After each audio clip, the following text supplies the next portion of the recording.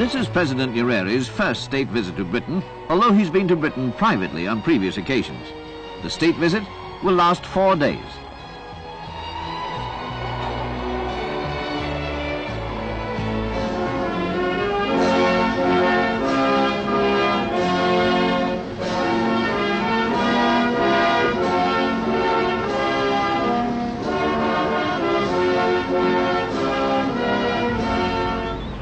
Outside the station, the Guard of Honour is mounted by a detachment of the Scots Guards.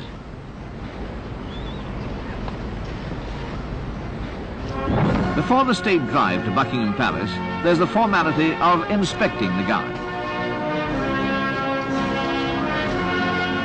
Now it's time for the people of London to welcome the President as he makes the traditional journey in horse-drawn carriage to Buckingham Palace with the Queen. State drives are occasions for the Queen to present her guests to the people.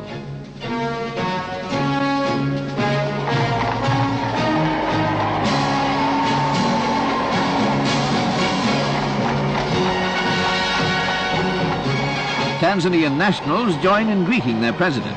Today, it seems that almost the whole of London has turned out.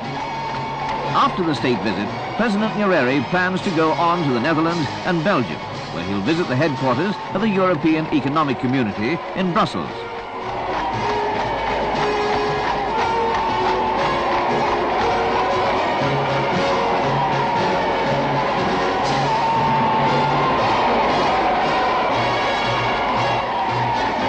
Tanganyika became independent and a member of the Commonwealth in 1961. In 1964, she was joined by Zanzibar to become the United Republic of Tanzania.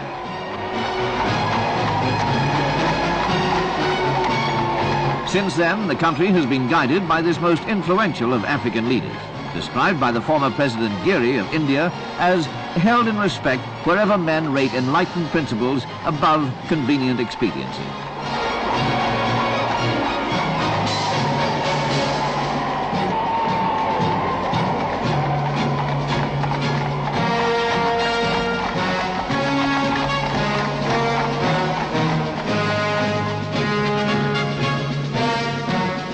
Britain and Tanzania have historic ties of friendship, and both are members of the Commonwealth, which has the Queen at its head. This group of nations brings together a population of around 900 million, with different religious and cultural backgrounds, in the cause of common good.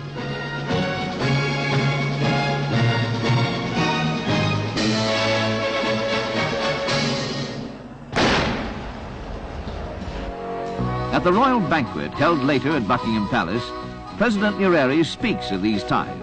He says, "We rub shoulders in matters of trade, of finance, of politics, and of course through our common membership of the Commonwealth, and our joint desire to develop this institution so that it can make a positive contribution to world peace and justice."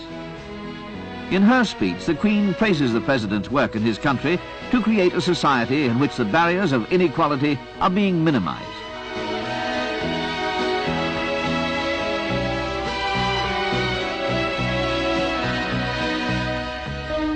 The President also visits the ancient university town of Oxford.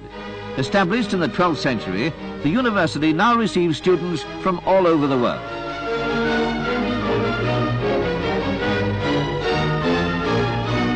President Nyerere himself spent some of his student days at a British university in Edinburgh, where he is said to have finalized his own unique political philosophy, a philosophy that combines ideas of socialism, Africanism, and human dignity.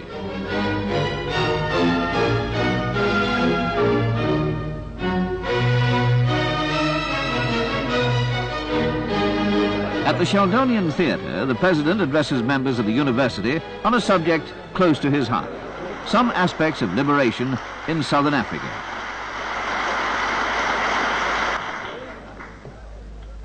Mr. Vice-Chancellor and friends,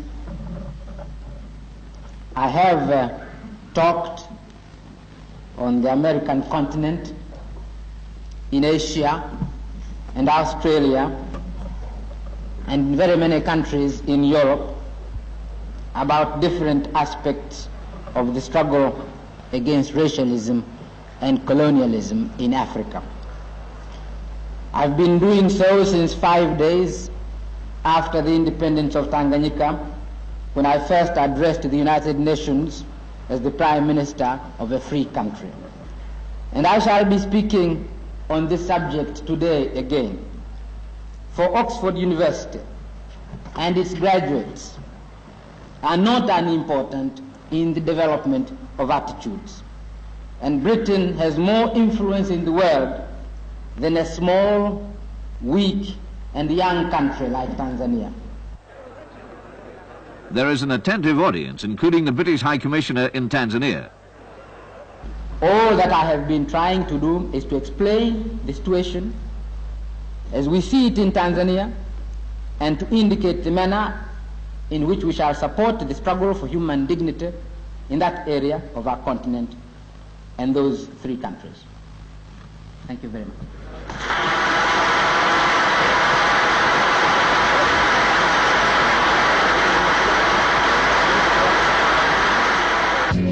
President Nyerere takes advantage of his stay in Oxford to visit the Commonwealth Forestry Institute, which is concerned with both education and research in forestry.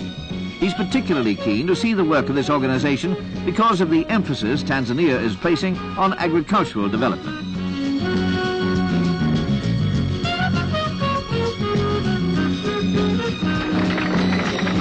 Later, there's also an opportunity for him to visit the headquarters of one of Britain's largest aid agencies, Oxfam, and to speak to some of the helpers.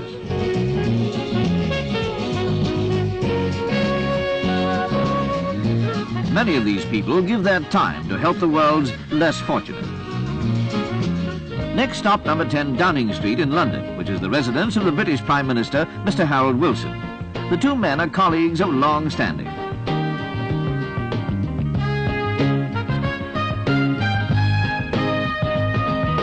Mr. Wilson is joined by Mrs. Wilson, Mr. James Callaghan, the British Foreign Secretary, and other dignitaries.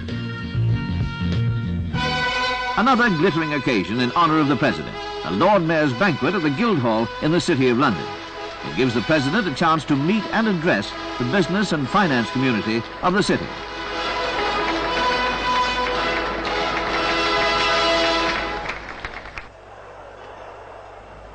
My Lord Mayor, Your Highnesses, Your Excellencies, ladies and gentlemen. He then has this to say. The City of London has considerable resources of skill and finance which could be invaluable for our development. There's an absorbed audience as he says, I can see every reason for future cooperation between us. We in Tanzania cannot sensibly isolate ourselves from financial centers of the world like the City of London. He then continues. This means that I can give you two quite definite assurances. The President goes on to say, the first assurance is that we shall always want to do business with you. We shall want to borrow and we shall want to buy.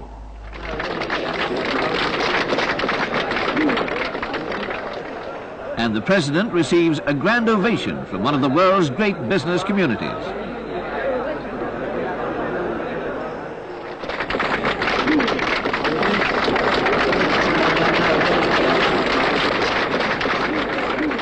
St. James's Palace in London, once a royal residence.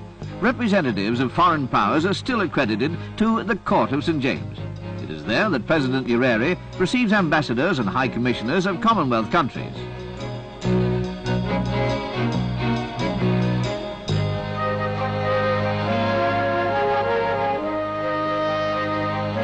The High Commissioner of Kenya.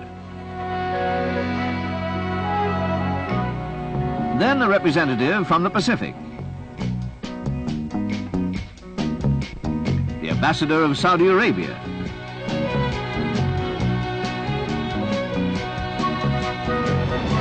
The state visit is now over, but at Claridge's Hotel, there's a meeting of the Britain-Tanzania Society. President Nyerere welcomes members, many of whom are former British residents of Tanzania who retain an interest in the development of their former home. Other members of the Tanzanian government are also present.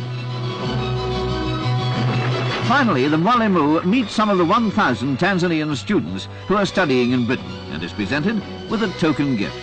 It's a suitably informal end to a visit to Britain by one of Africa's most respected leaders, Julius Nyerere.